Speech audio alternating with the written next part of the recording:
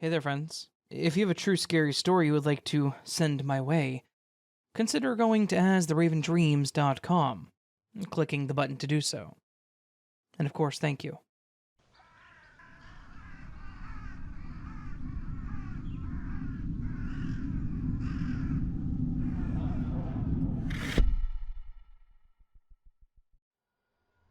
I must have been around 5 years old when this happened. Still cocooned in the world of childhood innocence and endless curiosity. My father passed away in a car accident shortly after my 3rd birthday. He was struck by a drunk driver in the early afternoon while he went to pick up McDonald's for our lunch. The other driver was a 30-something-year-old man that had apparently passed his Saturday morning staring at the inside of a 40-ounce, and then decided that he wanted to go too fast down a main road. My dad apparently pulled out of the parking lot thinking that he was just bringing my mom and I some chicken nuggets when that man came over the hill. My dad didn't see him, and he wasn't cognizant enough to avoid my dad, and, well, that's how my father lost his life. It may not be relevant, and I know McDonald's had nothing to do with it, but I can't even look at the Golden Arches logo without feeling this sharp wave of depression wash over me. Obviously, at this time, I didn't understand, but being an adult now, this kind of thing really weighs heavy on your mind. That incredibly depressing intro to this story is to simply say that my father has been gone since I was 3, and this event took place around 2 years later. In those 2 years, my father's absence was this strange fact of life that was largely abstract to me. Growing up, my mother would tell me these stories about him, how he loved to fish, how he was quite the jokester, and how he loved me with all of his heart. Being the age I was, I don't think I had any detailed memories of how my father looked or how his voice sounded, and all the visuals that I had of him were from photographs. However, no photograph or secondhand story could have ever prepared me for this encounter that would have a profound impact on me. It was around Christmas. I remember that night it had snowed and my mom was worried because our house seemed to lose power any time that it snowed or rained heavily. I remember her putting me to bed. I remember her telling me that she loved me and that Daddy would watch over me and keep me safe, like she did every night. But for some reason, this night felt different. It felt heavier. It felt more energetic. She put me to bed and shut my door, but I didn't want to go to sleep. I wanted to get up and do something. I didn't know what. I just remember having this undying amount of energy that was built up in my little body. After playing with my trucks in the dim light of my little plug-in nightlight, I remember sitting there and staring at the shadows on the wall, just thinking about nothing. Like I said, I was 5, and this is probably my first core memory, so I'm pretty sure I was just blankly staring at how the light cast the shadows of my little trucks onto the white walls, and probably just chuckling at how spooky it was to me. But then, as I was staring at the shadows, I remember looking toward my door and seeing a figure standing in the corner of the room. This silhouette had an aura that was completely familiar to me. I wasn't afraid of it at all. Instead, curiosity tugged at me and told me that I didn't need to be scared. I remember in complete and vivid detail looking up at this tall, kind-faced man with a beard growing from his chin and thinking, that's my dad. This wasn't some sort of visual hallucination. I'm sure of that. And this was like a living, breathing entity that was my father. His smile was radiant, his eyes were filled with tears, and I could tell that he was watching me and smiling. Then I heard his voice. He said, "Hey kiddo, I know this might be confusing to you, but I wanted to stop by and see you now that you're a little older." I remember that after that, We talked about everything and nothing in particular. The conversation that ensued is hard to put into words. It was like it wasn't spoken, but just communicated between the two of us, like some kind of conscious dream. It felt real, more real than anything else I can remember from those years. I remember him telling me that he loved how curious I was, and that I was going to be such a smart boy. I think I told him about my trucks. I was really into the trucks at the time. I remember him smiling and laughing each time I explained which truck was which and what their purposes were. After a while, the conversation wound down and he gave me one last comforting smile, and then spoke his last words to me. Words that I can play in my head as clearly as how I heard them that night. He said, "I'm sorry that I have to go again, but I hope you'll always remember how much I love you. I'll always be with you, okay?" I remember nodding at him and smiling back, saying, "Okay," or "thank you." And with that, he was completely gone, and I was once again alone in my bedroom. And that conversation, it left a lingering sense of peace and understanding that, even at 5, resonated with me. Even now, after all these years, the memory of that night is crystal clear in my mind. Some might say it was nothing more than a dream or just something created by my imagination, but I am convinced of the reality of that encounter. The spirit of my father came to visit me that night, to have that last conversation with his son, and to impart that sense of peace that has stayed with me ever since. It's a night that I've kept close to my heart, a reminder that my father never really left me, that he'll always be there to guide me.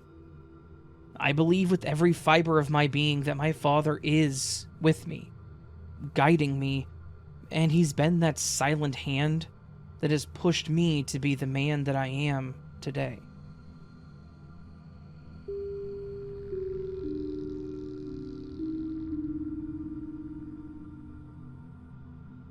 I used to live in the upper part of Michigan. Although I've since moved away, I have had a lot of terrifying experiences in my time living there. Most of these occurred at our old 2-story house, but a couple occurred outside of that creepy, freaking place. For the sake of not having this be a confusing mess, I'll be going in chronological order. Back when my mom turned 18, she ended up buying our old house. Her parents, my grandparents, told her not to invest in it mainly because it was old and was falling apart. Being a rebellious teen, she chose not to and bought it anyways. She had several creepy paranormal experiences there, some of which are probably BS.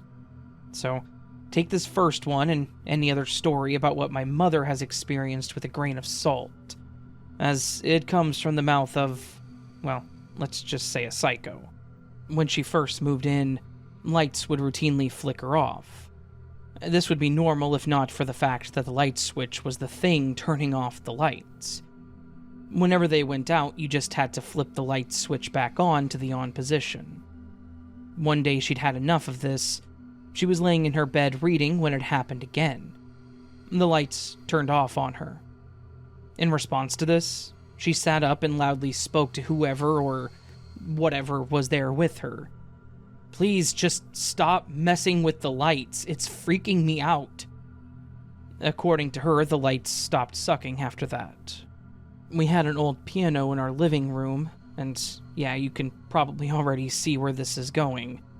It's predictable, but I swear to God that it happened. I was just chilling in the living room home alone when all of a sudden I hear a loud bang on the piano keys. Like, all of them going off at once. Now, you could say maybe one of our 2 small dogs jumped on it, but if you did say that, well, you're wrong. The lid to the piano was closed. It wasn't even scary, just startling. It did happen a few more times over the years, but I never paid attention to it after that. I've shared this story in the comments section of one of your videos, but I figure there's no harm in including it here. When I was like 8, I was home alone and about to go to bed. As I was turning off the TV, I heard this loud, and when I say loud, I mean it sounded like it happened right next to my ear, maniacal cackle. This laugh sounded evil. I don't know how else to describe it. It didn't sound like a neighbor loudly laughing about something. I felt like I was in danger. Instead of running for the hills, I bravely and stupidly looked through the peephole and saw nothing. Then I kind of slowly tiptoed to my room and barely slept. This would be creepy enough on its own, but I invited a friend over when I was 13. We were staying in an upstairs bedroom. To the left of the bedroom was a central hallway with a bunk bed in the corner. I was leaving the room to go grab something. I don't remember what, when my friend calls out for me to come back. I do, re-entering the room and asking him what he needed. He then went on to describe the same evil laugh that I heard all those years ago. I told him that I'd heard the same thing a few years ago, and that it was harmless. He got over it. The end. And this is the last story that I have. It's not really paranormal, but it's something that has stuck with me for my whole life and still terrifies me. What was this horrifying thing? A dream. Or rather, a nightmare. Yeah, I know. I can hear you rolling your eyes, but I have to this day never had a dream like this again. This dream was separated into 3.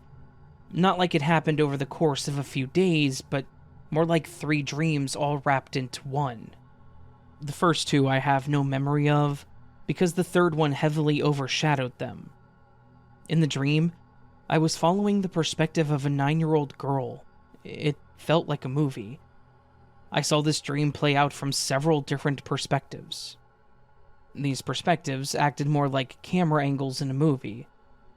So, anyways, this girl is running through the woods, calling out to her parents or just anyone that can hear her. I first see from her eyes as she frantically sprints through the trees, watching her stumble and fall. Then get to her knees and her arms are scraped up, but she gets up and keeps on full sprinting. After a few minutes, the ground suddenly gives way out from beneath her feet. She falls into this very large room with dirt walls.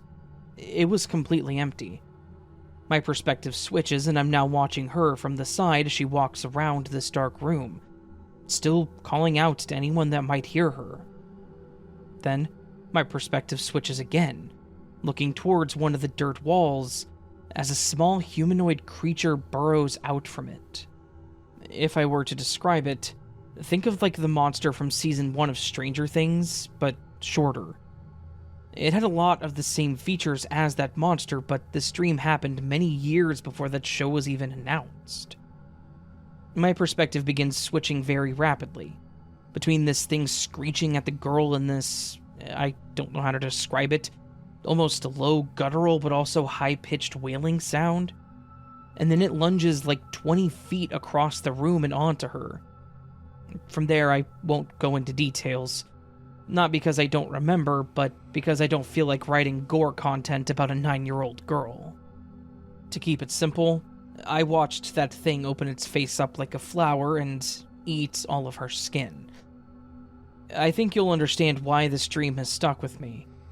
I was 10 at the most when I had it, and I still think about it to this day.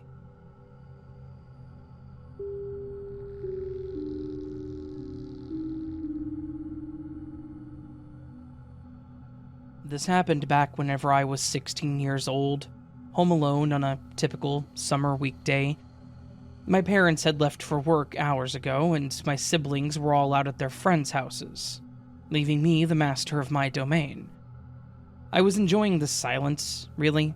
It wasn't common that I would be home alone without my younger brother and sister there, and the house being completely empty was a bit of a novel experience for me. I was sprawled out on the couch, just mindlessly watching Mari, or whatever else was playing. You know, the mid-morning, brain-dead dramatic BS that played on over-the-air television. As I was lying there, I started hearing something. It was like a faint murmur that was mostly masked by the chatter of the television. It was like a quiet conversation was happening in another room or something. I shrugged it off, thinking that it was possible background noise in the show, or maybe a neighbor was having an argument or something and it was just barely audible from my location. As I was sitting there, ignoring the background sounds and absorbing the paternity test results on the TV, I started to hear what sounded like a slight knocking. It was soft, but absolutely distinct. It sounded like someone was tapping their fingers against the hot water heater down in the basement in a slow but intentional rhythm. I stood up and went over to the steps to see if maybe my brother actually hadn't left, but when I shouted his name down the stairs, there was no response. And then the tapping stopped. I thought about going down to check, but again just assumed it was something to do with the pipes, and that my timing was just impeccable. About an hour later, I decided that I wanted to go ahead and make myself something for lunch. So I got up to walk over to the kitchen, and I opened the cabinet. The moment I opened the cabinet, though, I heard what was pretty clearly someone walking on the hardwood floor. I shut the cabinet and looked behind me to see if there was anyone there, but, of course, there was nothing. The house was as empty as it had been the whole morning, and I was starting to think that I was losing my mind. I went back to making my sandwich, got all the stuff from the fridge, and went to put it together, when I heard more footsteps. I turned and looked everywhere, again thinking that there had to be someone else there. I ran upstairs to check my parents' rooms, as well as the other rooms up there to see if there was anyone else home. Nothing. No one. And that's where things went from, oh, that's kind of creepy, to hell no. And it did so pretty damned fast. When I came back down from checking the bedrooms, the door to the basement was open. I don't mean like slightly cracked, I mean like wide open. Like in Paranormal Activity when the one wife went psycho and they found the door open before finding her all messed up in the basement. Yeah, that kind of open. Of course, this was around the time of the first movie coming out, so my mind did kind of sway to demonic hauntings. But I was also a dumb kid and was definitely curious. And because I was so curious, I decided to go downstairs and see if there was someone down there. What I was going to do if there was actually somebody down there, I don't know, but I was determined to do something. As soon as my foot hit the bottom step, I felt it. The air was colder, the ambience creepier. I swear that the lights even flickered so as to make me really lose myself. I told myself that I was just being silly and that there was nothing there. Then, the laundry room door, where the hot water heater was, slowly creaked open. Like I visibly watched it open on its own. And of course it made that old house creak noise. At that point, I was ready to run back up the stairs regardless. But this intention was made an absolute reality when I heard what sounded like a slight giggling sound coming from the laundry room. I turned to go, and as soon as I did, the TV that we had down there, an old TV that was basically relegated to just collecting dust because none of us ever used it, clicked on. It was just static, obviously, but it turning on was more than enough for me to run up the stairs, out the front door, and down the street before I realized that I hadn't even grabbed my shoes, nor my keys. At this point, I felt, to put it lightly, incredibly silly. I was standing outside the house, barefoot, no way of getting back in since the door was now locked, and several hours out from my parents getting home. I just decided to walk over to a friend's house and ask them if I could hang out, and I called my mom to tell her that I locked myself out, so I was going to be there for the rest of the day. That's pretty much the long short of it. I got incredibly freaked out by terrifying noises and weird things that happened, and then ran out of the house and got to spend the afternoon at my friend's house. When I got home, there was nothing out of the ordinary. The house looked fine, minus the sandwich just sitting on the counter half constructed, which my mom did get on to me for. I told her that I had gone outside to check the mail and that I accidentally locked myself out. Mostly because she would have told me that I was just imagining things if I told her about the TV and the noises. Oddly enough, this was the start and end of it. It wasn't the last time I was home alone during that summer, but I never heard any noises or anything like that again. I did avoid the basement like the plague after this, though, and even now, when I go to visit my parents, I will not go down there.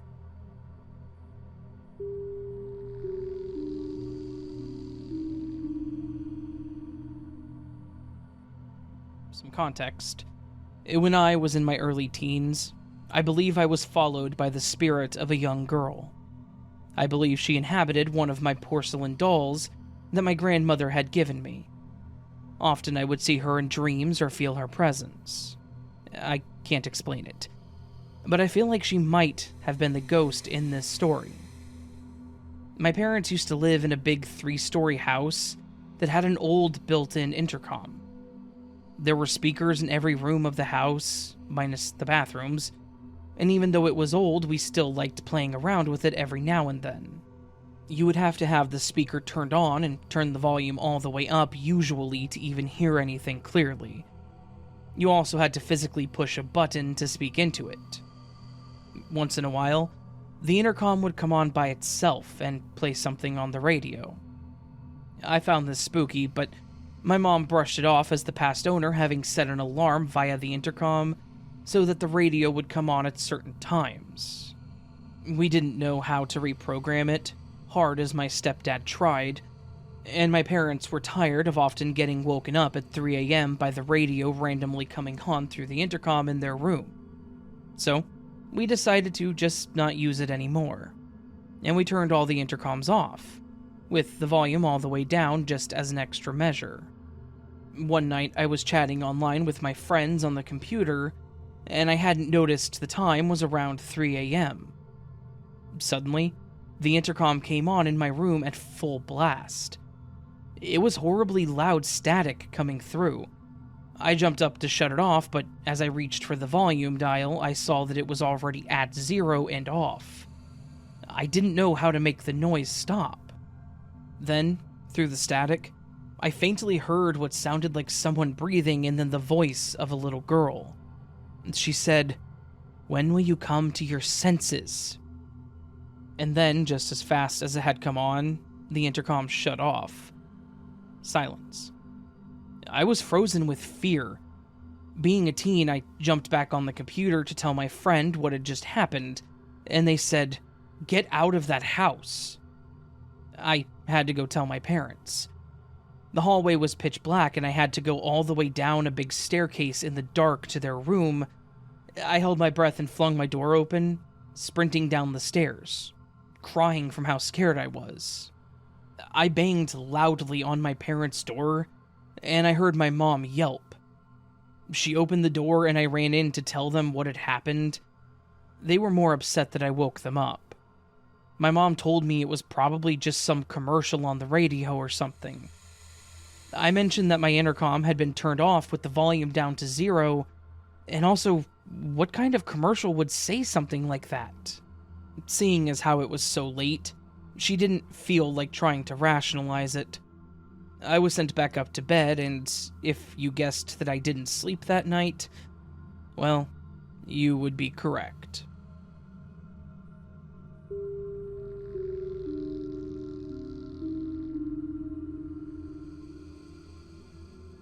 Hey everyone, I've never really used Reddit before. Normally I just read, but a friend suggested that I write this here, so we'll see how it goes. This happened a few weeks ago, and I've not been able to sleep well since. It plays over in my mind. Nothing like this has ever happened to me before. For a bit of a backstory, I suffer from night terrors. I have done so for about 6 years, since my youngest was born. I think it's night terrors. It's like my eyes are open and I'm aware of my surroundings, but I see things that aren't there, or at least that's what I always thought. Someone has said that this might be sleep paralysis, but I've never been aware that I can't move, if that makes sense. I thought that you couldn't move with sleep paralysis. Maybe one of you will know. I don't know what causes it, and I don't really know how to control it, but I have somewhat gotten used to it. It happens a few times per week. I should probably speak to a sleep specialist about it. Normally, it's a tall man standing behind my door. He doesn't do anything. He just stands there silently and watches. When I come around properly, it's my dressing gowns or coats hanging on the back of the door, causing the shape of a tall man. Every time my heart beats out of my chest for a few seconds, but mostly I can roll over and go back to sleep. Anyways, on this night, I was asleep/awake. I don't really know how to describe the state. My bedroom door swung open, and a child walked into my room. Not unusual. I have 2, 8 female and 6 male. It was dark, being the middle of the night, so I just saw the little figure. I watched the child walk around my bed. I sleep on the side closest to the door, to the foot of the opposite side of my king-sized bed, like they were going to climb in on the other side. I said, "Hey, are you okay?" They didn't reply. Without me feeling them climbing on the bed, a hand grabbed my foot, maybe 5 feet away from where they were previously standing. I have terribly ticklish feet, and I accidentally kicked out when they did it, and kicked the quote-unquote child that I didn't feel climbing into my bed. My heart sank, and I rolled over to turn on the lamp, saying, "Oh my gosh, sorry. And when I turned back, there was no child. I jumped out of bed, thinking I knocked them off the bed or something and just didn't hear it. No child. I checked the kids' room, and sure enough, there they both are, safe and sound in their beds and fast asleep. I know it sounds mad, but I am physically shaking typing this. I, to this day, do not know what happened, and I've thought about it every night when I go to bed.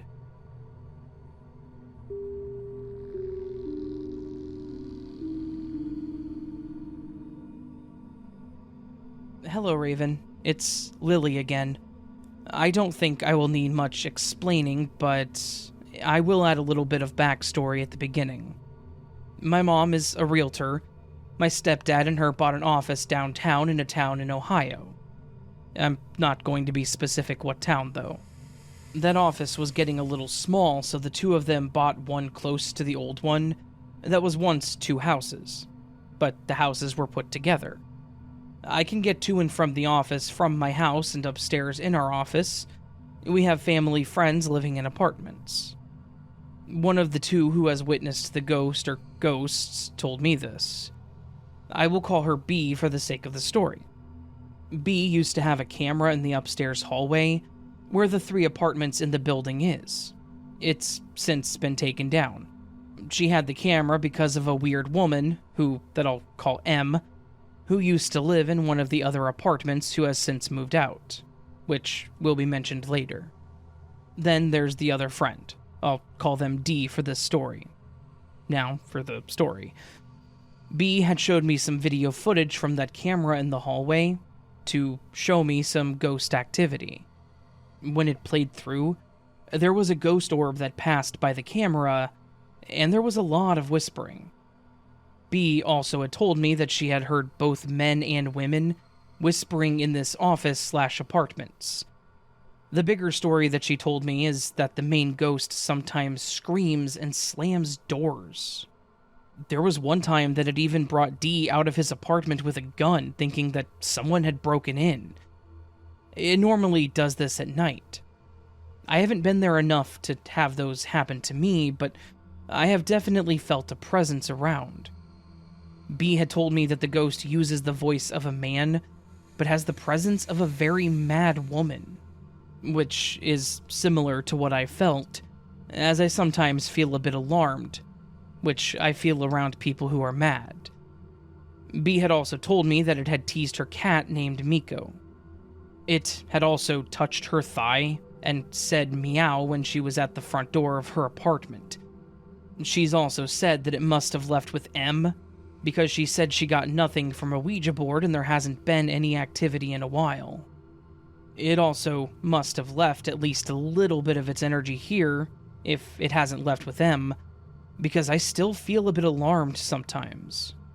Anyways, that's my ghost story, and I hope that you and the other listeners enjoy my story.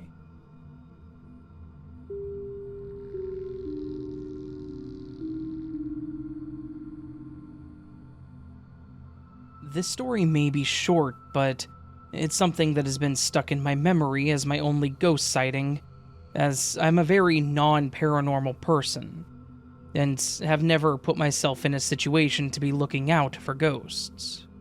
The story took place when I was younger, around 8 to 10, so I would take it as a grain of salt, except it felt real. And I can't seem to explain it, neither then nor now. I was lying down on the bed, just chilling in the sun, when by the curtain I saw a face. Just a face. It was made out of shadows, though. For example, when objects make a shadow against the wall. However, this face was intricate. It had glasses and a mustache, and it seemed to be looking at me. Though I was young, I did think to look around my room as to what might have been making the shadow. Except, there were not many objects that I could see that would have been able to create such features to a face. And from what I knew from my science lessons, I felt as if the sunlight could not let such shadows actually be made. My young brain was very confused, so I did the next best thing, which was to hide under my covers and forget about it until I fell asleep. It's been over a decade and I have no other paranormal experiences in my home. I presume that it could have just been my imagination, yet it felt so real. And I don't think my mind could imagine such a face, so it's hard to shake it off as just a coincidence.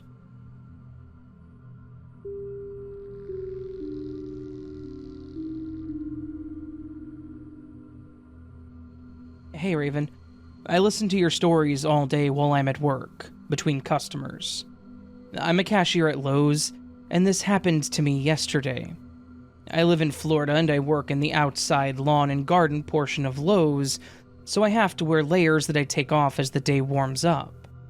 Well, yesterday, as I was taking off the warm outer layer of pants that I had on over my regular pants, I felt and heard someone blow on my lower back. I turned around very quickly thinking one of my coworkers had snuck up behind me and were messing with me, but no one was there. I was completely alone. Needless to say, it freaked me out, and I can't stop thinking about it. I'm at work again today wondering what that was, and I really don't want to be alone out here anymore. It was just so creepy.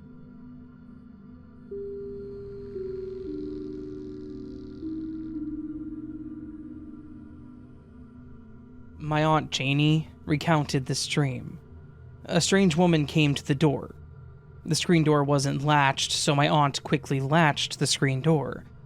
The strange woman spoke not a word, but she wanted entry, so she pulled and pulled on the screen door until she gained entry. The strange woman came inside and took my grandmother by the hand outside into the darkness.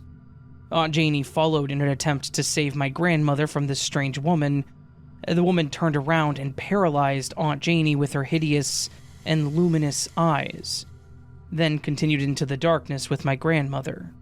My grandmother was battling cancer, and no panacea or treatment was helping to extend my grandmother's life.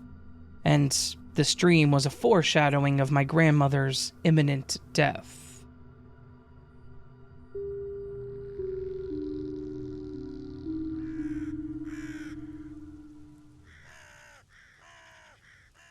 So that, my friend Dorinos, was this week's collection of paranormal stories.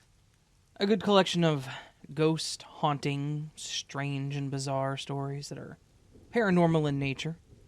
Some good ones in this one. The first story was definitely a sad one, but it was also kind of heartwarming, so that's always nice to have. Yeah. Good stuff, though. And if you, my dear friend, enjoyed it, please consider subscribing, hitting the subscribe button. Hit the thumbs up button if you liked the video. Forgot to say that part first, because my brain frazzle doing the frazzles today. So, anyways, like the video if you liked it, subscribe if you're new to the channel, and if you really, really liked what you heard, you can leave me a comment down below letting me know your thoughts. And of course, if you've had a paranormal experience you want to share, just go to astheravendreams.com, and there's a button to submit your story. You can also super thanks, which is like a tip to the channel. You can join memberships or Patreon for early access to content like this, etc., so forth and so on. Well, that said, my friends, I hope that you are having a beautiful week. I hope that it's treating you well. Hope you're doing well, both physically and mentally. And, yeah, just that. Alright. Please remember, until I do see you again, my friends, that you are loved, you are valid, you are important, you're the best you that you can be. Never let anyone tell you otherwise, and never, ever forget it. And until I do see you again, much love, and sleep well.